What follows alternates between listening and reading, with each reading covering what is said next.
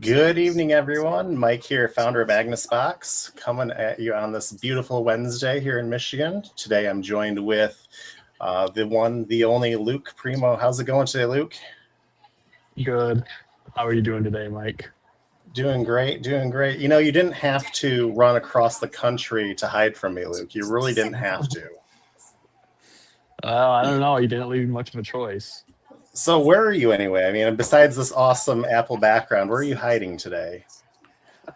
Well, I'm actually close to where this picture is taken. I'm in San Oh, Francisco at Stripe Sessions. And if you can't hear some crowd noises, then I guess my AirPods are doing a good job at noise cancellation. I hear a little bit, but besides that, my camera flickering like it does every live stream, I'm sure we'll be doing great today. Right, right. It's not like I had issues with Wi-Fi, which is why we started 5 minutes late.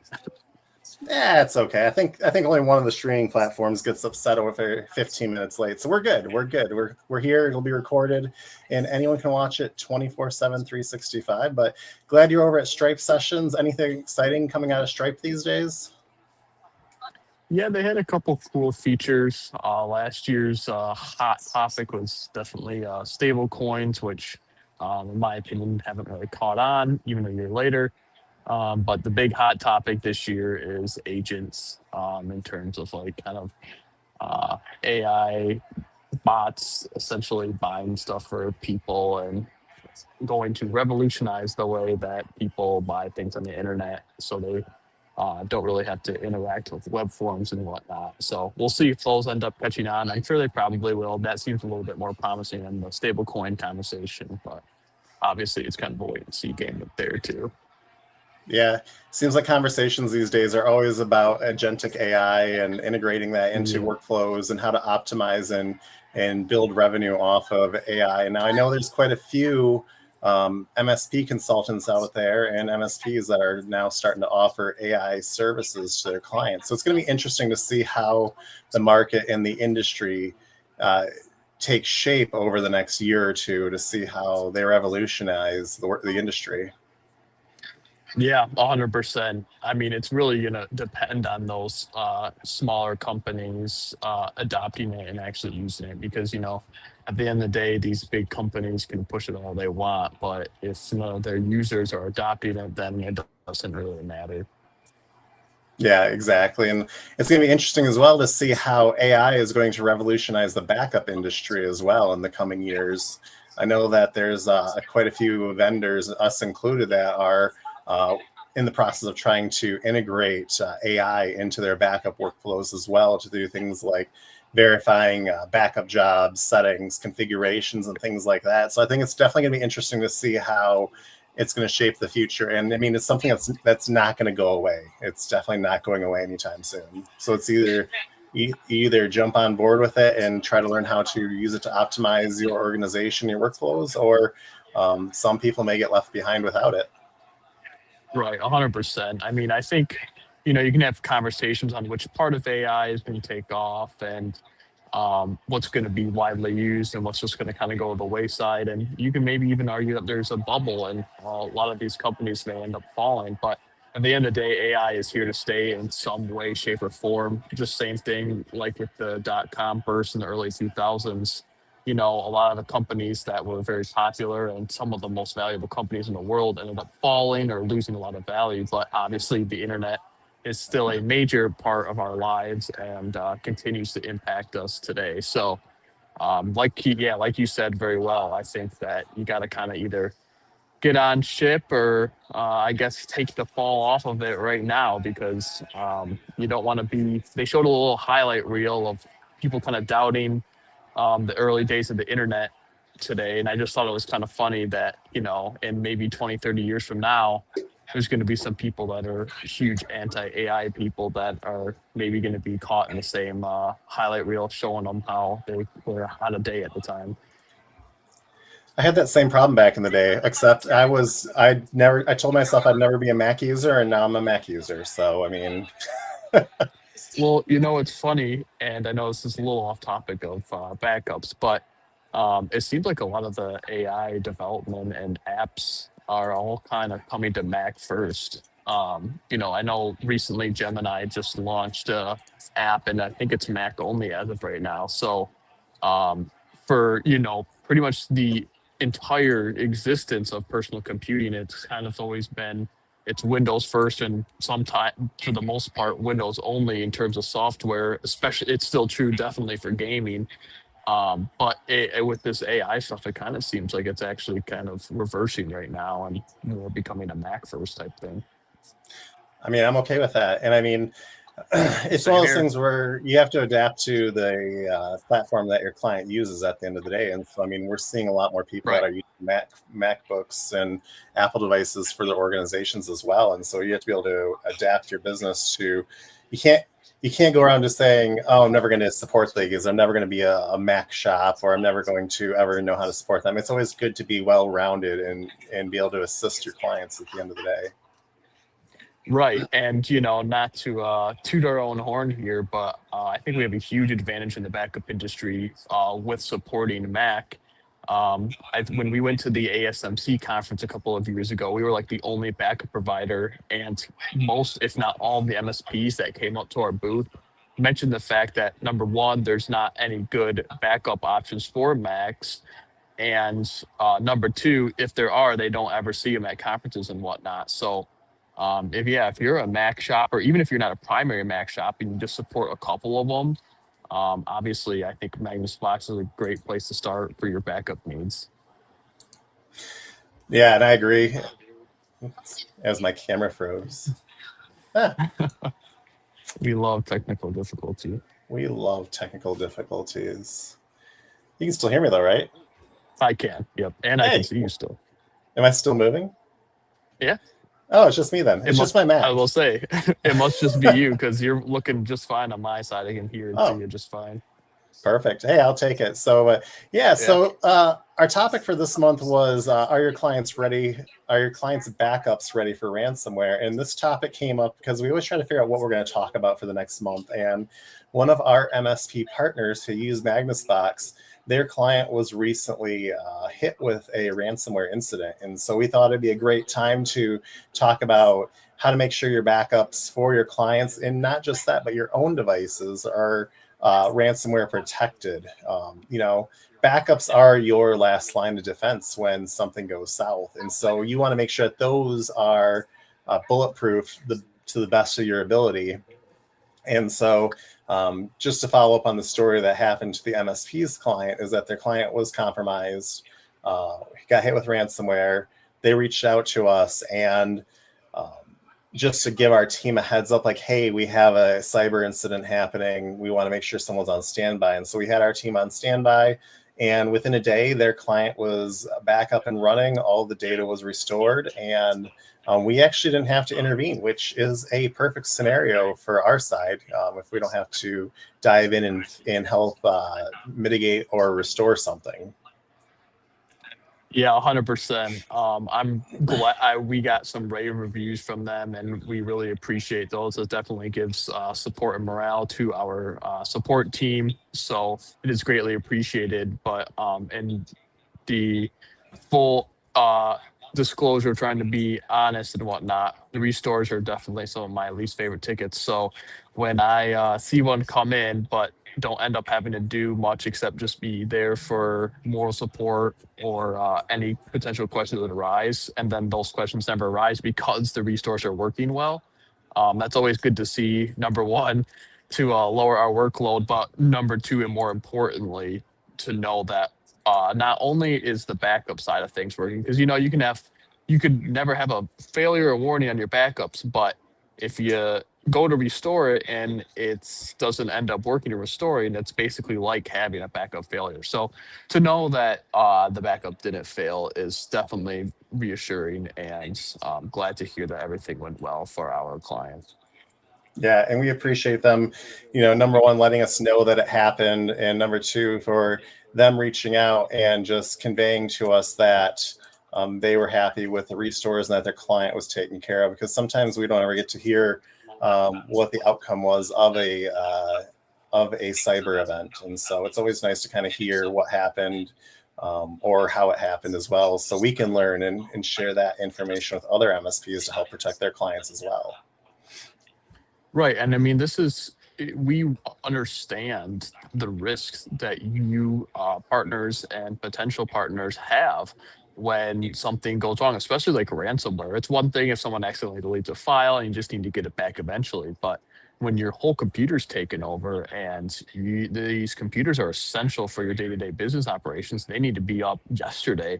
And so to know that we can, hold on to a client for you because our restores are working is really reassuring for us. And we obviously don't want you to lose a client because of our product. You could do everything right. And if our product ends up failing you, then there's nothing you can do, and that's on us. And so obviously we never want to put you in that position. We never want to be in that position. So again, like we were been mentioning, it's really great to hear that it's working, and working backups is going to bring in clients. But when you actually have to use those working backups, it's going to keep your clients because they know that you have reliable backups that will help them in a moment of need, especially one as serious as ransomware. Yeah. And I mean, on top of that, it's just making sure that you're following best practices is something that really has been resonating a lot with me from what I'm seeing in the industry as well. And I read through the forums. I'm one of the people that will read through the MSP forums to see what's going on, always watching. I don't usually post much or comment much, but, I see some scenarios where an MSP's client wants them to cause undue risk is what I'm going to say. So, for example, an MSP's client will say, hey, we want to have access to the backup software, and you're giving them credentials, or they want to share credentials across the account. I mean, you got to make sure that you're trying to push back on your clients as well to make sure that they're following best practices, because in the end of the day, if they get compromised, they're not going to accept, oh, it's your guys, it's our fault because we wanted shared credentials. They're going to be pushing back on the MSP. Well, how come you let this happen? And so I know a few years back we had an incident where an MSP's client wanted the backup software left unlocked, and a bad actor got in and just wreaked havoc on the backups before they ransomed the network. And so it's always good to make sure that with any of your tools or any of your clients that you're just trying to follow best practices to help prevent a ransomware incident as well. And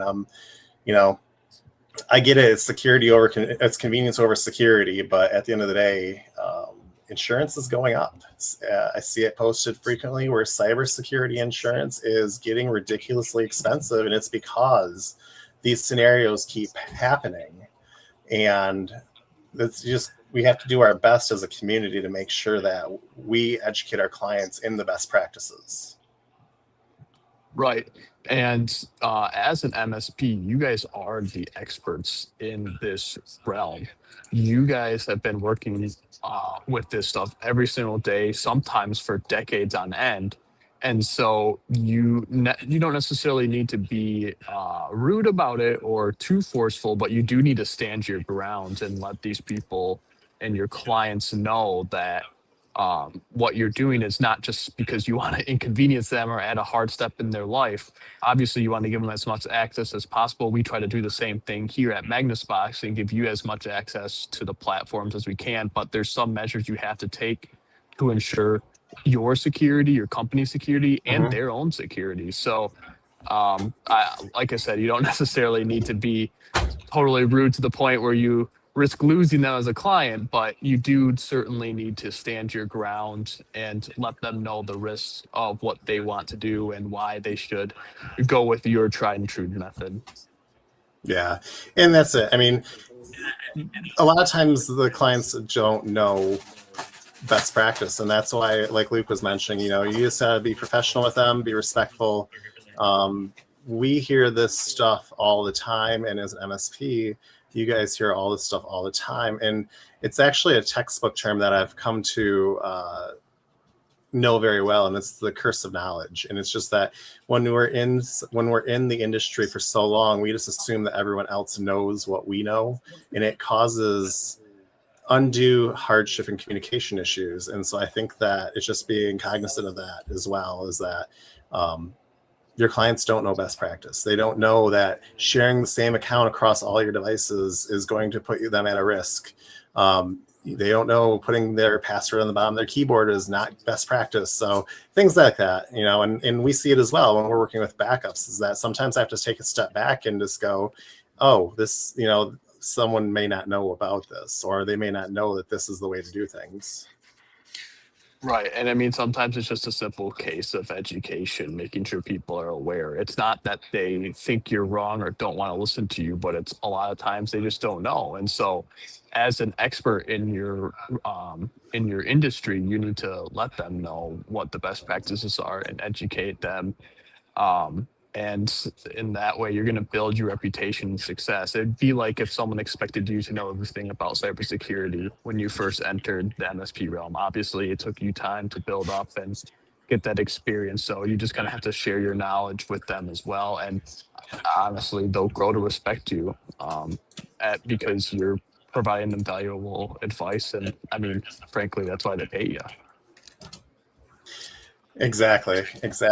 And yeah, I mean, I don't know if there's much more on this topic. I mean, the only other thing I can think of is just, make sure that you monitor your clients' backups. They're not set it and forget it. It's always good to spot check them weekly. I know here at Magnus Box, we offer a service called Managed Backup, where our team will actually manage your clients' backups for you and augment your team as well. We've seen a lot of success in the 2 months that we've been offering that service.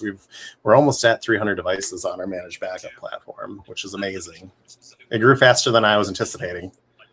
Yeah, 100%. We're really glad to see the reception. And again, not to toot our own horn here, but I haven't heard much, if any, negative feedback. I think partners are really appreciating the fact that we're providing them basically time. I mean, we are alleviating the daily checks you have to do of your backup system. And Mike is right. You don't want to set and forget your backups, but frankly, as long as you have managed backups, you can truly set it and forget it. Our support team will notify you of any issues that you may need to take care of on your end. And obviously, if you don't have managed backups, you definitely don't want to set or forget it. But if you do sign up for managed backups, I mean, besides taking action on any issues that our team notifies you about, you truly can just kind of alleviate. Really, all you need to do is onboard new devices, and that's frankly just about it. It might not still be a bad idea to check it on your own every once in a while either, but you definitely don't need to be checking it every hour or every day with managed backups. And I think partners really appreciate that. And it's definitely the number one thing they've been mentioning. It's just allowing their team to focus on more important things and more things that can't be done by other people. Yeah, and MSPs, a lot of are one man, one woman shops, and it really comes down to where your time is best allocated. And so I know when I was in an MSP, I wore every hat: finance, HR, payroll. It's just, support, sales, marketing. It's crazy the amount of roles that MSP owners, especially smaller 1-2 man and woman shops, put on themselves. And so, there is value in offloading work if possible to an expert. I know, like, I do some of that with some of our systems where we have an EDR platform that monitors our Magnus Box infrastructure in real time. And it's one of those things where I can't watch it 24/7. I have to sleep at some point, contrary to popular belief. There isn't enough caffeine in the world. Sorry to interrupt. I was just going to make a quick joke that I disagree. Yes. And but yeah, so it's it's one of those things where if you can offload something and help save you time and money, it's valuable. I mean, we can't get more of that back. I mean, the time part. I mean, right. And I kind of, just to add on what Mike said, I think the biggest value is definitely going to be received by those one-person MSP shops where they're basically doing everything themselves. But I think there's also a lot of value for the larger MSPs because, the larger the more employees and the larger MSP gets doesn't necessarily mean that you have less work. And it may still be spread evenly, but if a small MSP only has 20 clients, that's still a lot for them to handle. But if you're a bigger MSP with 5 employees, but you have 100 clients, each one of those people is still handling 20 clients. It's almost like they're that single MSP owner again. So just because you're a big MSP doesn't necessarily mean you have a smaller scale. And so there's still definitely a lot of value for any size MSP for managed backups. Yeah, definitely. And so, but if anyone's interested in reaching out and having Magnus Box manage your backups, it is limited to our platform right now. The QR code is in the upper left, well, my upper left corner of the screen.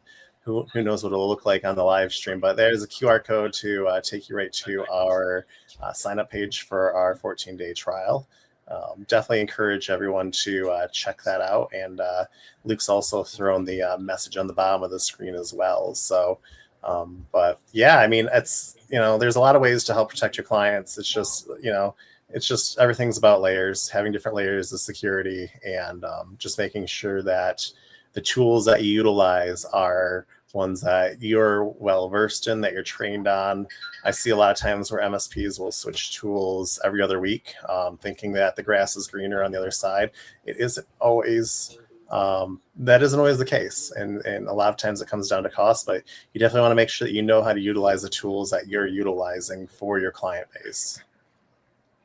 And that's the best part about Magnus Box, in my opinion, is that it can be as hands-on or as hands-free as you'd like. So kind of by default, our trials are a self-guided test drive, but we're always here to help with anything that you need. You can schedule a demo with Mike or I, and we'd be happy to walk you through the system so you can be knowledgeable on a tool and you're not just kind of using it to say and add a list to your list of options that you offer to your clients. You actually know what you're doing with the backup, and so that you're comfortable and your employees are comfortable with it. And you can even call us as well if you'd like some on-demand support and don't necessarily want to take the time to schedule a meeting out of your busy day. The number is 888-933-2975. And interestingly enough, if you call that number, it'll go directly to Mike and I's cell phone. So yeah, I mean, we're always available at a moment's notice to help you with any issues that you may have. Yeah, and something that I just thought about was when we were at ScaleCon last year is we were trying to find a new idea for a booth, and someone said we should do a scream, not a scream booth. What was it, Luke? It's like it's pretty similar a to rage booth. Right. Rage booth, and that'd be like the perfect way, just grab Luke's laptop, start smashing it on the ground, and be like, oh, here's another laptop, and we're storing the data. So I know Luke uses a MacBook, so number one, that's not going to happen, Luke. They'll make it a Chromebook or something. Right, I will say that might get pretty expensive for you, Mike, to keep breaking my laptop. That's what insurance is for, right? No, that's right. That's right. That's right. But yeah, no, I think we had a lot of great conversation here. Is there anything that you wanted to add to the conversation here, Luke? I don't think so. For existing clients, though, if you do have any issues and need to reach out to us, you're always able to at support@magnusbox.com. And again, that phone number for new or existing clients at 888-933-2975. But yeah, I mean, any new partners that would like to sign up can scan that QR code in the top left-hand corner. So I think that's about it. But yeah. Perfect. Well, I appreciate you taking time out of your busy day over in California, 3 hours behind us, to jump on a live stream here, Luke. Hopefully you get a lot out of the sessions, and hope everyone else has a great rest of your week. Stay safe, healthy, and we will see you next month. See you guys. Thanks for joining. Thanks.